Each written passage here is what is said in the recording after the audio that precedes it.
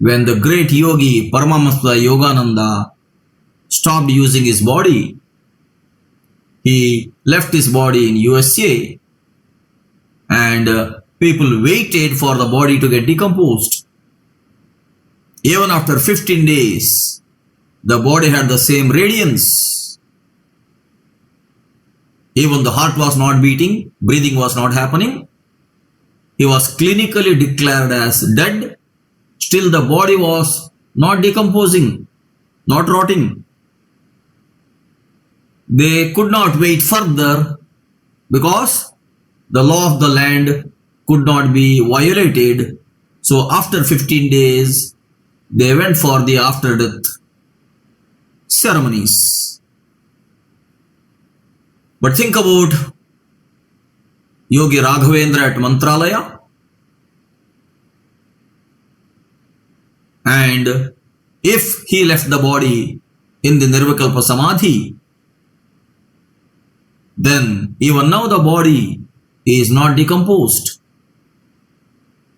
Think about Sadashiva Brahmendra, who told his followers to dig a pit of 20 feet, and he told that he will go and sit down there and instruct the people to cover him up.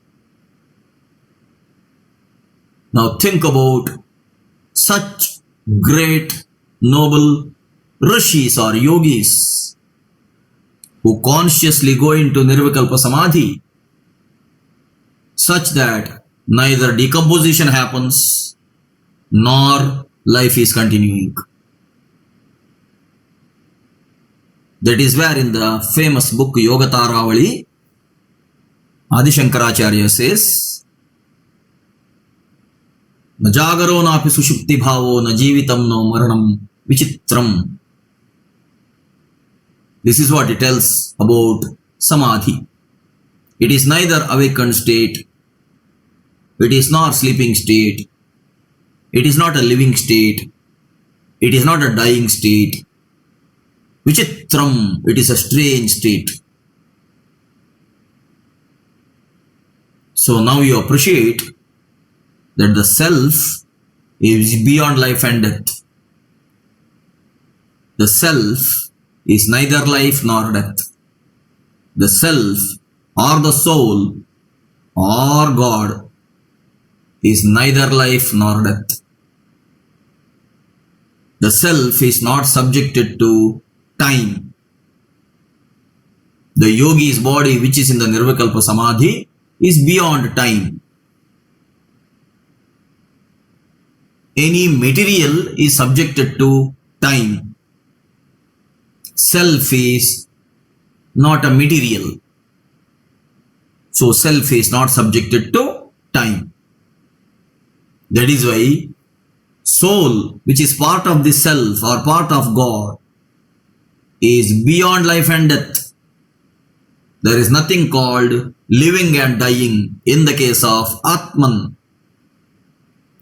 That life and death happens only for the combination of cellular organisms which become a complicated physical living body.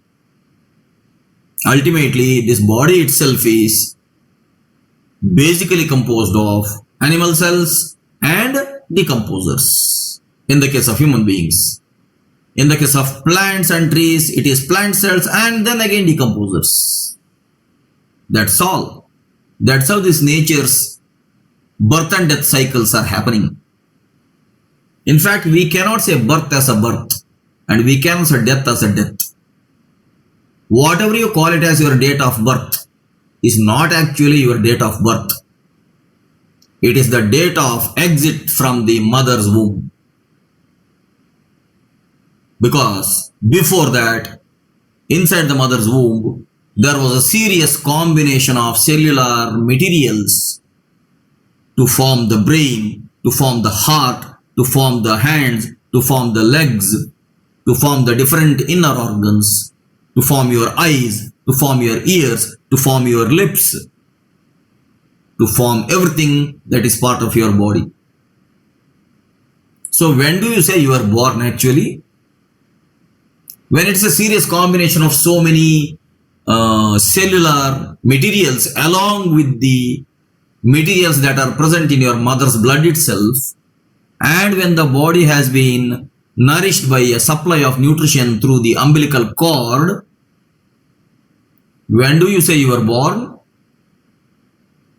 So whatever people call as date of birth is basically date of exit from the womb. Similarly, whatever people call as date of death is not actually date of death. It is the date of decomposition of the same combination of materials. Now, if you think that you were born, then you are wrong. Again, if you think that you will die, you are wrong. You are part of God. You are the soul. You are the self. The self is beyond time. The self is beyond life and death.